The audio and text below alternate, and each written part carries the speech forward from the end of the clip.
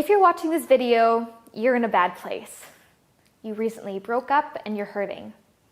You're racked with indecision. You don't know if you should make a last-ditch effort to get back with your ex, or you should try to get over them. Give up or crawl back. Both options seem painful and difficult. What should you do? I'm here to tell you that you don't need to choose.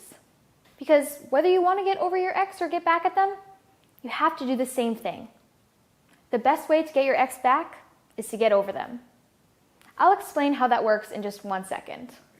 Hi, I'm Jessica Boss, the internet's favorite breakup bro, relationship ruler, and dating dork. I'm here to answer all of your questions about breakups. Let's get into it. But first, please subscribe to my channel so you can stay up to date on the latest, greatest dating tips. How can getting over your ex help you get them back? The answer is about mindset. Right now, you're torn apart.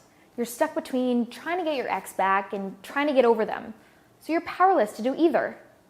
This immense emotional pain makes you unable to take action and to make immense change. First, you need to stop trying to make that choice. It's just making you feel worse. Right now, you're incapable of thinking clearly because your heart is broken. When you get to a better place emotionally, you'll know what you want. For now, just take a deep breath. Instead of torturing yourself, here's what you should do right now. 1, cut off contact. I know you're afraid to lose them forever. You also think it's going to be painful to cut them out of your life. You're right, it's going to hurt. But it's a crucial first step to either getting over them or getting them back. Just like I used to say when I sold windows. No pain, no gain. Even if you're still sleeping together, you're not doing it out of love, but of fear of being alone. You're using each other as placeholders until something better comes along. You're living in the ruins of your relationship. Stop making excuses. Rip off the bandaid and start rebuilding your life. Unless you cut off contact, you have no hope of ever getting back with them or getting over them. Do what you have to do. However it ended, be clear with them that it's over and that you can't be around them or talk to them for a while. Don't put a time frame on it, but be firm and stick to it. Don't text them, don't call them, don't interact with them on social media for at least a month. Number 2, accept that it's over. Even if you still intend on trying to get them back, you need to accept that this relationship is over for now. Imagine never seeing them again. Accept that that's a very real possibility, but know that you can make it even if that happens. You had a life before them, and you can have a life after them. Let yourself process this. Take the time to grieve the relationship. This process is difficult and uncomfortable. It means abandoning all hope of a future with this person. Trust me, I'll explain why this works in just a second. You're having trouble moving on because you're focusing on the good parts of the relationship. Happy memories, the way things made you feel, your future plans.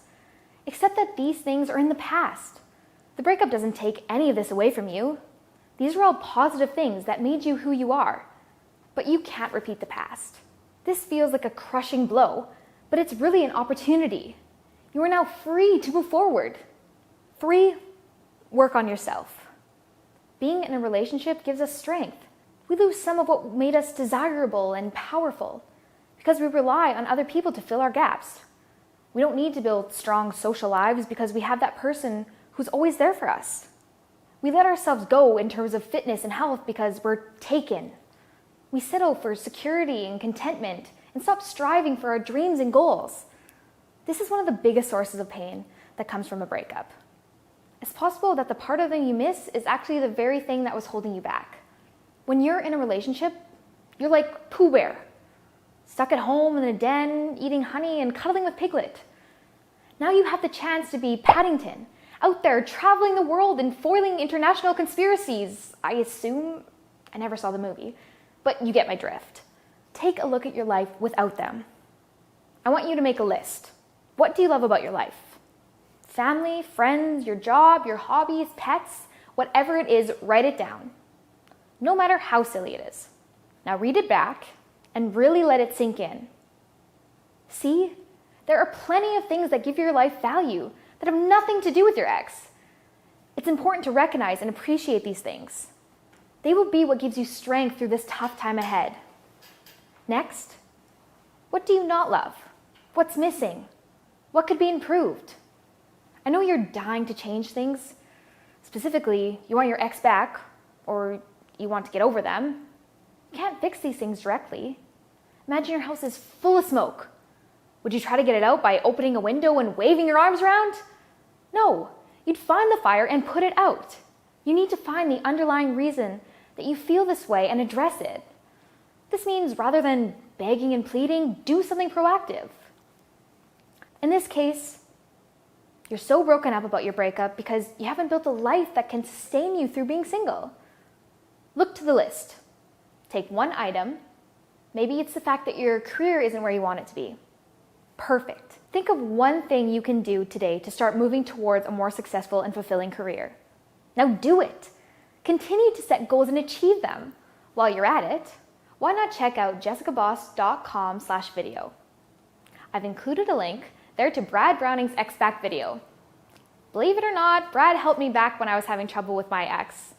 And he's one of the reasons I got into this whole YouTube thing. Check it out. I think you'll be pleasantly surprised. Why this works.